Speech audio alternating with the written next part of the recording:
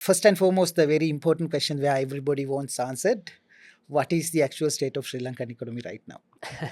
You should have asked it from the Minister of Finance. So jokes apart, no, I think the economy is stable at the moment, regardless of the Middle Eastern crisis that is going on. When I say stable, it is not in a direction of collapse, complete collapse, or complete interruption of what we have seen in 2022.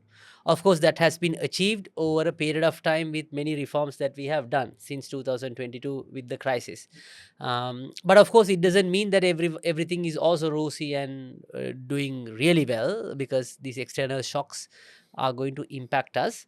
At the moment, we have about a 900 billion sort of a surplus in the primary account, which is like a buffer that we can use if there's an external shock. It doesn't mean that we don't have a budget surplus. Of course, Okay. we spend more than we earn. Yeah.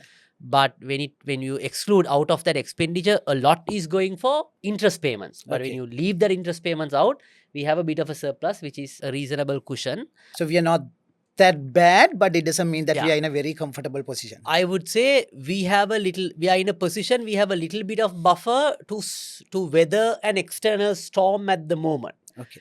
Previously, we really did not have anything. So Okay. every external shock ended up in in quite bad shape. But it all depends on on the length of the war. Yes. We have entered the second phase. Our scenario planning was whether it can be finished within 30 days. Now that window has gone. Now we're almost about 38 days. Almost about 38 days. So the next window would be like 3 to kind of 1 month to the next 3 months. If Yeah. it goes for the next 3 months, likely it will be sort of a global recession. And if it's go beyond those 3 months, then it would be very bad. So we are in the second phase without really seeing any signs of like any resolvement or any settlement.